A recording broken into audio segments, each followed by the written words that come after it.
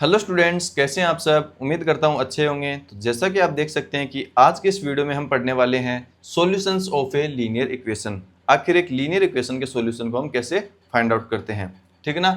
हमने पिछली वीडियो में क्या पढ़ा था कि कब एक इक्वेशन लीनियर इक्वेशन होती है ना। तो अगर आपने मेरा पिछला वाला वीडियो नहीं देखा है तो मैं आपसे रिक्वेस्ट करूंगा कि आप पिछले वाला वीडियो देख कर ही आए, क्योंकि अगर आपको ये नहीं पता होगा कि लीनियर इक्वेशन क्या होती है तो उसका सॉल्यूशन पढ़ने में कोई फायदा नहीं है, ठीक है ना। तो चलिए वीडियो को हम स्टार्ट करते हैं बिना टाइम वेस्ट किए हुए। देखो, मैं आपके सामने दो एग्जांपल लिख रहा हूँ लीनियर इक्वेशन के, ठीक है ना। देखिए, एक एग्जांपल है हमारे पास x + 4 = 7 और दूसरा एग्जांपल है हमारे पास x + y = 7। देखिए, दोनों की दोनों क्या है हमारे पास लीनियर इक्वेशन। कैसे? इस इक्वेशन के अंदर जो भी वेरिएबल है उनकी पावर क्या है 1। इट मीन्स ये क्या है लीनियर इक्वेशन। लेकिन इनमें फ़र्क क्या है? इनमें फ़र्क क्या है कि पहली वाली इक्वेशन के अंदर हमारे पास ओनली वन वेरिएबल है, यहाँ पे लिख देता हूँ ओनली वन वेरिएबल, और दूसरी वाली जो इक्वेशन है उसके अंदर हमारे पास कितने हैं, दो वेरिएबल है। तो ये हो गई हमारी टू वेरिएबल के अंदर लीनियर इक्वेशन, ठीक है ना, एक्स एंड वाई। ओके, अब देखिए मैं इस इक्वेशन को सोल्व करता हूँ, है ना। पहले मैं इस इक्वेशन को सोल्व करता हूँ, देखते हैं क्या होता है। इक्वेशन को सोल्व करना तो आई थिंक आपको आता होगा, नहीं आता तो मैं आपको एक बार फिर से बता देता हूँ कि इक्वेशन को हम कैसे सोल्व करते हैं। कि जो भी हमारी वेरिएबल वाली टर्म है उसको हम एक साइड रखते हैं और जो भी हमारी कांस्टेंट वाली टर्म है उसको एक साइड रखते हैं। इस प्रकार हम जो हमारी वेरिएबल की है उसकी वैल्यू फाइंड आउट कर लेंगे। देखिए, एक्स हमारा वेरिएबल, तो एक्स को मैं एक साइड रख लूंगा और जो भी हमारा कांस्टेंट है उसको हम एक साइड ले जाएंगे। तो 7 है वो ऑलरेडी राइट हैंड साइड में है, +4 है वो लेफ्ट हैंड साइड में है, तो हम इसको राइट हैंड साइड में लेके आएंगे। तो ये प्लस का है तो ये क्या हो जाएगा, माइनस का। अगर ये माइनस का होता तो इधर आता तो ये प्लस का हो जाता, ठीक है ना। तो x = 7 - 4 = 3। तो x की वैल्यू हमारे पास क्या आ गई 3। तो इस प्रकार हमने लीनियर इक्वेशन जो हमारी क्या वन वेरिएबल के अंदर है उसका हमने सॉल्यूशन फाइंड आउट कर लिया। क्या आया इसका सॉल्यूशन, क्या आया हमारे पास x = 3। मतलब इसका एक ही सॉल्यूशन एग्जिस्ट करता है। बताइए, आप जैसे तैसे करके आप इसका कोई दूसरा सॉल्यूशन बता सकते हो क्या? नहीं, क्योंकि इसका केवल एक ही सॉल्यूशन एग्जिस्ट करता है। तो हम यहाँ पे लिख सकते हो कि अगर कोई भी लीनियर इक्वेशन वन वेरिएबल के अंदर है तो उसका सॉल्यूशन क्या होगा, यूनिक होगा। सॉल्यूशन होगा उसका यूनिक, ठीक है ना। अब देखिए, अब हमने यहाँ पे लिखी थी टू वेरिएबल के अंदर एक लीनियर इक्वेशन। वेरिएबल क्या है, एक्स एंड वाई। बताओ इसको हम कैसे सोल्व करेंगे। इसको सोल्व करने का एक तरीका है जो हम पढ़ेंगे अभी, लेकिन मैं आपको उससे पहले एक बात ये बताना चाहता हूँ कि एक्स और वाई की कोई एक वैल्यू एग्जिस्ट नहीं करेगी इसमें। कैसे? देखिए, अगर मैं एक्स की वैल्यू 1 ले लूँ और वाई की वैल्यू 6 ले लूँ तो हमारा आंसर क्या आ जाएगा 7। इट मीन्स एक्स की वैल्यू 1 के लिए और वाई की वैल्यू 6 के लिए ये हमारी इक्वेशन क्या हो रही है, सेटिस्फाई हो रही है। तो इसका एक सॉल्यूशन क्या हो जाएगा 1 और 6, ठीक है ना। इसमें दो वेरिएबल है तो इसमें दोनों वेरिएबल की हमें वैल्यू बतानी पड़ेगी। तो इसमें जो भी हमारा आंसर होगा वो क्या होगा, पेयर के अंदर होगा, ठीक है ना। इसके अंदर तो हमारा सिंगल आंसर रहता है, एक्स की वैल्यू 3 आ गई, लेकिन इसमें दो वेरिएबल है तो इसके दोनों वेरिएबल की हमें वैल्यू बतानी पड़ेगी। और दोनों वेरिएबल की हम वैल्यू बताएंगे तो हमारा जो आंसर आएगा वो किस में आएगा, पेयर के अंदर आएगा, ठीक है ना। अब देखिए, क्या बताओ इसका एक ही सॉल्यूशन एग्जिस्ट करता है क्या?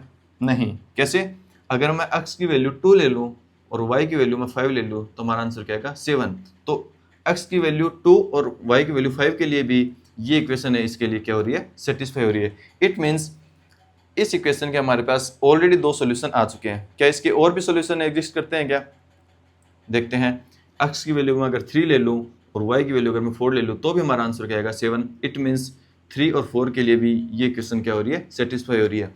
तो कहने का मतलब ये है कि जब भी हमारी लीनियर इक्वेशन टू वेरिएबल के अंदर आ जाए तो उसके कितने सॉल्यूशन एग्जिस्ट करते हैं, इनफाइनेटली मेनी सॉल्यूशन, ठीक है ना। तो यहाँ पे मैं लिख देता हूँ सॉल्यूशन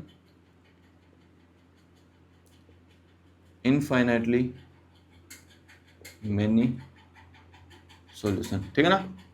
क्या बताया मैंने, जब भी हमारी लीनियर इक्वेशन वन वेरिएबल के अंदर आ जाए तो उसका सॉल्यूशन तो होगा यूनिक, मतलब उसका एक ही सॉल्यूशन होगा। और जब भी हमारी लीनियर इक्वेशन टू वेरिएबल के अंदर आ जाए तो उसके कितने सॉल्यूशन होंगे, इनफाइनेटली मेनी सॉल्यूशन।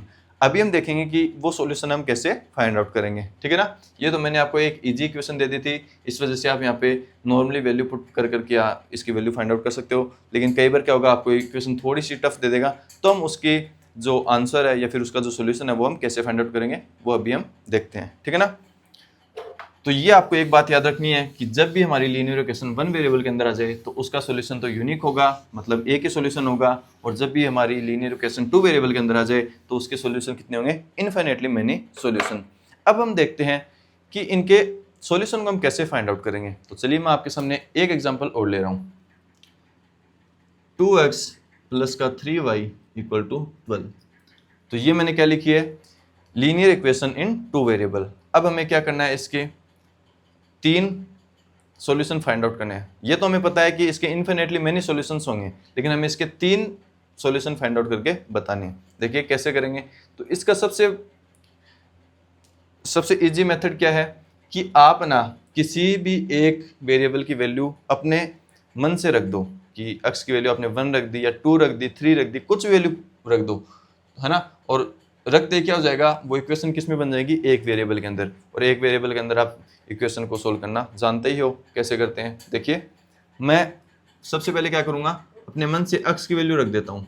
x की वैल्यू मैं 1 रख देता हूँ, ठीक है ना। x की वैल्यू मैंने 1 रख दी, तो ये क्या हो जाएगा, 2 इंटू 1 प्लस 3 इंटू वाई की वैल्यू तो हमें फाइंड आउट करनी है, और इक्वल टू 12। तो 2 प्लस 3y इक्वल टू 12, ठीक है ना। तो 3y इक्वल टू 12 माइनस 2, तो 3y इक्वल टू 10, और y की वैल्यू हमारे पास क्या आ गई, 10/3, ठीक है ना। ये कब आई, जब हमने x की वैल्यू क्या रखी थी, इक्वल टू 1 रखी थी। x की वैल्यू को जब हमने 1 रखेंगे तो हमारी y की वैल्यू क्या आएगी, 10/3। इट मीन्स इसका एक सोल्यूशन क्या हो गया, पहले आपको x की वैल्यू रखनी है x1, और y की वैल्यू हमारे पास क्या है, 10/3, ठीक है। ऐसा नहीं है कि हम x की वैल्यू को ही पहले रखना है, हम y की वैल्यू को भी रख सकते हैं। तो चलिए अब मैं क्या करूंगा, मैं y की वैल्यू को 1 पुट कर देता हूँ, ठीक है ना। तो चलिए 2x plus 3 into 1 equal to 12, ठीक है। तो ये क्या हो जाएगा, 2x प्लस 3 इक्वल टू 12, और 2x 12 माइनस 3, और 2x इक्वल टू 9, और x की वैल्यू हमारे पास क्या आ गई, 9/2। इट मीन्स अब की बार हमने y की वैल्यू को 1 रखा तो हमारे पास x की वैल्यू क्या आ गई, 9/2। तो इसका आंसर क्या हो जाएगा, इसका एक सॉल्यूशन तो ये होगा 1 और 10/3, और दूसरा सॉल्यूशन क्या है, हमेशा याद रखना पहले जो वैल्यू पुट करेंगे वो हम x की वैल्यू रखेंगे। तो यहाँ पे पहले 9/2 आएगा एंड देन क्या आएगा, 1। तो इसका एक सॉल्यूशन तो हो गया 1 और 10/3, और दूसरा सॉल्यूशन हो गया 9/2 और 1। हमें क्या करना है, एक सॉल्यूशन और बताना है। तो अब या तो x की जगह 2 रख दो या फिर y की जगह 2 रख दो, है ना। तो मैं क्या करता हूँ, x की जगह 2 रखता हूँ। x की जगह 2 रखा, देखिए 3y इक्वल टू 12। तो 2 इंटू 2 क्या हो गया, 4 प्लस 3y इक्वल टू 12।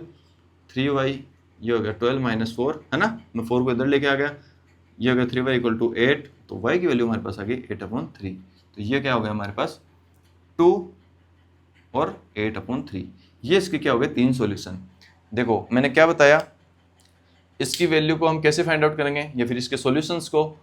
सबसे पहले एक वेरिएबल को आप चूज कर लो, उसमें आपके अपनी मन मर्जी से आपको उसकी कोई भी वैल्यू पुट करनी है। जैसे हमने यहाँ पे x की वैल्यू 1 पुट करी तो हमारे पास y की वैल्यू क्या आ गई, 10/3। हमने यहाँ पे क्या किया, अब की बार क्या किया, y की वैल्यू को 1 पुट कर दिया तो x की वैल्यू क्या आ गई हमारी 9/2।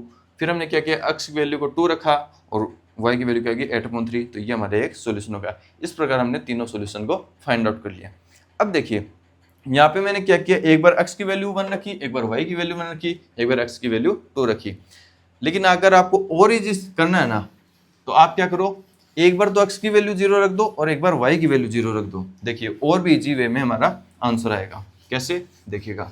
अगर मैं आपको कह दूं कि हमें इस इक्वेशन के केवल 2 सॉल्यूशन चाहिए, है ना, तो हम कैसे करेंगे। तो हमेशा आपको क्या करना है, सबसे पहले आपको x की वैल्यू को 0 रख देना है, ठीक है ना। हमारे पास 2 वेरिएबल है, एक तो x है और एक y। तो पहले क्या करो, x की वैल्यू को 0 रख दो, तो देखते हैं y की वैल्यू क्या आती है। तो 2 इंटू 0 प्लस 3 इंटू, सॉरी ये तो y आएगा ना, y इक्वल टू 12। ये 0 हो जाएगा, 3y इक्वल टू 12, और y की वैल्यू हमारे पास क्या आ गई 12/3, और y की वैल्यू हमारे फाइनल आ गई 4, ठीक है ना। देखिए x की वैल्यू हमने जब 0 रखी तो y की वैल्यू हमारे पास क्या है 4। तो ये इसका एक क्या हो गया, सॉल्यूशन हो गया 0, 4। अब क्या करो, y की वैल्यू 0 रख दो, देखते हैं क्या आता है। तो 2x प्लस 0, 3 है ना, 3 के मल्टीप्लाई में 0 और 12, तो 2x ये तो पूरा 0 हो जाएगा इक्वल टू 12, x की वैल्यू क्या आएगी 12/2, तो x की वैल्यू यहाँ से हमारे पास आ जाएगी 6। तो अब की बार सोल्यूशन क्या है हमारे पास, ध्यान रखना सबसे पहले हम किसकी वैल्यू पुट करेंगे, x की, तो x तो 6 आ गया और y क्या है 0। इट मीन्स इसके दो सोल्यूशन क्या हो जाएंगे 0, 4 और 6, 0। इस प्रकार हम लीनियर इक्वेशन के सॉल्यूशन को फाइंड आउट करते हैं। ओके, तो ये था हमारा टॉपिक, जो छोटा सा टॉपिक था हमने कंप्लीट कर लिया है। अब हम देखेंगे एक्सरसाइज 4.2 को, ठीक है ना। तब तक अगर आपको ये समझ में आ गया तो अपने खुद से ट्राई करिए 4.2 को, है ना। और अगर आपको कहीं दिक्कत आती है तब आप जाकर मेरी नेक्स्ट वीडियो देखना एक्सरसाइज 4.2 वाली। और मेरी आपसे एक छोटी सी रिक्वेस्ट ये भी रहेगी कि अगर आपको ये मेरे वीडियोस पसंद आ रहे हैं तो वीडियो को लाइक कर दें और चैनल को सब्सक्राइब जरूर कर लें, ताकि मुझे भी थोड़ा मोटिवेशन मिलता रहे और मैं ऐसे ही वीडियो अपलोड करता रहूं और आपको चीज़ें समझ में आती रहे, है ना। धन्यवाद।